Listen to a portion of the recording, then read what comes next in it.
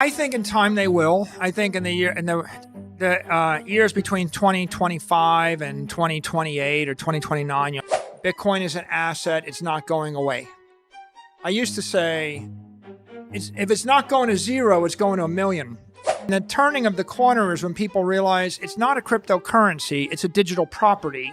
It's pretty clear in the US capital markets that the regulators have embraced Bitcoin as a commodity, a digital commodity, and the investors have embraced Bitcoin as a digital property or store of value investment. Everybody in the world has a problem. And the problem is they would like to store their capital and preserve their capital. And they'd like for someone not to steal it. I think in time they will. I think in the years between 2025 and 2028 or 2029, you'll start to see companies starting to adopt this strategy because it gives you a very low cost of capital, and because Bitcoin is a good asset, and because there's a lot of demand, etc. But we were unique because we had a need.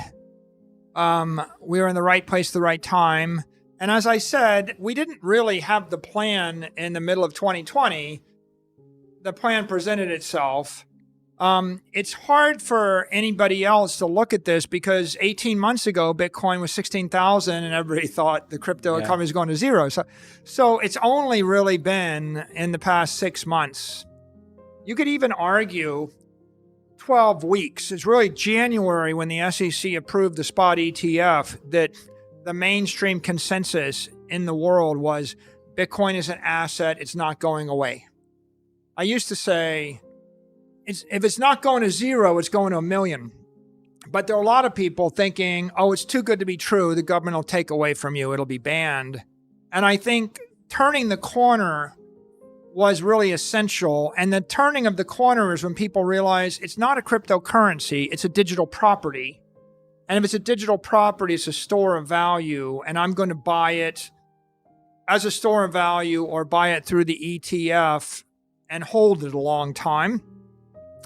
And when the SEC approved 10 Bitcoin ETFs, mainstream Wall Street consensus shifted to, okay, it's going to be around, and then opened up an avalanche of enthusiasm. This Bitcoin gold rush era. For the next 10 years, every quarter, there'll be more enthusiasm, more adoption, more awareness, but it's like year one of Bitcoin as an institutional asset. Companies will do this, but it's hard for them to move that fast. Normally, if something is new for the last 3 years and you're in the 4th year, you're an early adopter. So that's how fast corporations move. So I think it does happen, but I think that we're still very close to the crypto winter. So many bankruptcies, so many meltdowns. We need to get a little bit of distance from that and stabilize. And at that point, more conservative companies will start to move into the space.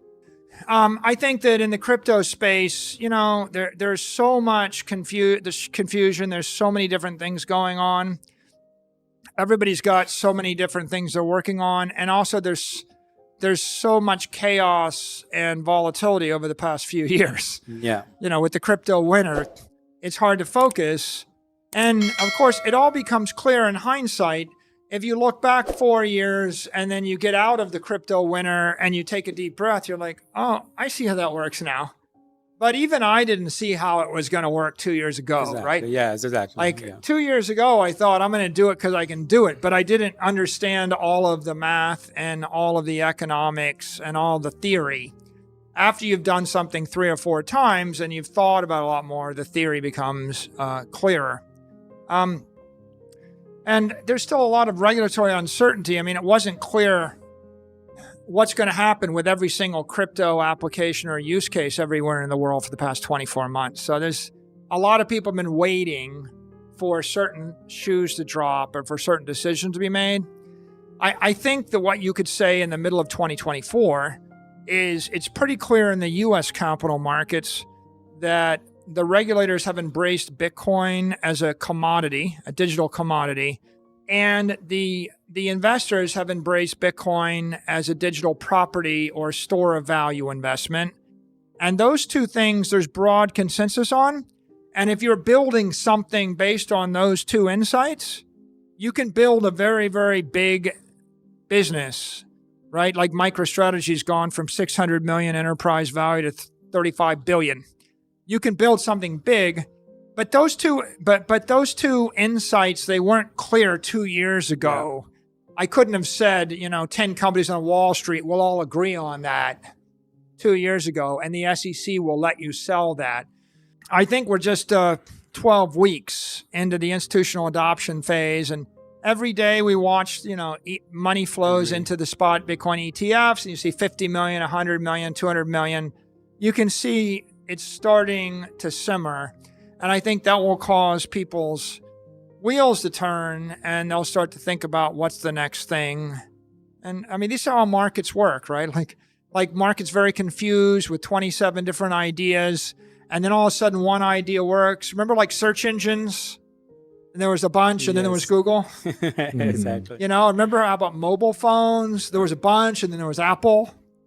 There'll be a bunch. Remember mobile apps? There was a bunch, and then there's a few. We have 5. Yeah, so I think markets work like that, and then something starts to work, and that gets bigger, and it catches on, and it catches fire, and then people start to copy it, and then it becomes something. And I think we're still early, and that's a good thing, right? Because what that means is there's an opportunity for you. Yeah, exactly. Right? Okay. You don't want everybody to agree. You want everybody to be confused about things so you can act. What can you share with us, the conversation that you have with Roberto Campos? What do you understand about the Brazilian economy right now regarding the tokenization of the economy? Well, I mean, I'm left with the impression that Brazil is a very progressive country, and maybe the big strength of Brazil, it has a progressive set of financial regulators and a progressive central bank that's looking forward to the future. And it also has very progressive main banks, like Itaú, right? Itaú. Yes. And so you have large banks that are very progressive and large, stable, trusted institutions, and then you have support of regulators. And you're sitting at the crossroads between America and that capital market, and then you see the markets of Argentina and Venezuela and the like. And then I think Brazilians remember their own history in the past 50 years. And so I think that it's a fairly sophisticated investor base. You can remember hyperinflation if you're above the age of 50 in Brazil. In America, they don't. And I think that proximity to Argentina means you can see what happens when the currency collapses. Brazil has a strong currency, has forward-looking regulators, has strong progressive banking institutions, has a population that has a good situation now, but remembers a difficult one and can see an even worse one.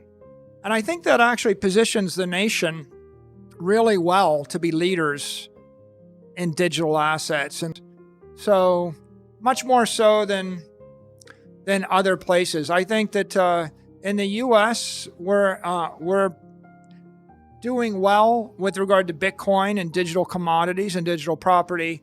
It's still going to be a while before the large banks in the U.S. become custodians or become exchanges and start trading crypto assets like Bitcoin. And so perhaps they'll be inspired by Brazil. I think that's a misunderstanding of what it is. Obviously, Ponzi schemes are operated by criminals, with a lot of action and behind the scenes to recycle capital. Bitcoin is better described as a city in cyberspace. If you imagine a city that's 276 blocks high, 276 blocks wide, 276 blocks deep, that would be about 21 million. And it's a network, a shared network that people all around the world voluntarily enter into, and you can buy one of those blocks, and you can take custody of that block, and you can keep it for 100 years, and you can give it to your children's children's children. So if you think of it as digital property or the greatest city in cyberspace, it's When you move into Manhattan and you tell all your friends to move in Manhattan and they all move to Manhattan because Manhattan's the greatest city in the US and the price of land in Manhattan goes up, that's not a Ponzi scheme. Yeah, exactly. That's an example of a place where everybody wants to live because it's the best city to live in North America. And people have been moving to Manhattan for 400 years. And the price of real estate in Manhattan has been going up for 400 years. Imagine a city in cyberspace where 8 billion people want to live. And, you know, they don't live physically, but they live economically. Everybody in the world has a problem. And the problem is they would like to store their capital and preserve their capital, right? So they all need this bank in cyberspace where they can store their life savings and know that it will hold its economic value. If God came down from heaven and offered to set up a bank with 21 million coins and keep the money in heaven and let you telepathically zap it back and forth and make sure no one cheated anybody and do that for the next million years, that would be a better bank than any bank we have, and it would be a better currency than we have. But, you know, God's not going to do that. And so the next best thing is if you create a bank based upon cryptography, based upon computer science, and you give a copy of that software to everybody in the world that wants to use it, and then everybody voluntarily buys and sells those units we call Bitcoin and holds them if they wish to hold them. And anybody that tries to cheat the system gets kicked off the network. So Bitcoin is better thought of as a protocol, a fair, equitable protocol for people to trade economic value or store economic value. And it happens that the more people that use the protocol, the more valuable it becomes. Not so different than English, the language. The more people speak English and the more money the people that speak English have, the more useful it is for you to learn English. And like New York City, the more people that move to New York City with more money doing more things, the more valuable your real estate is in New York City.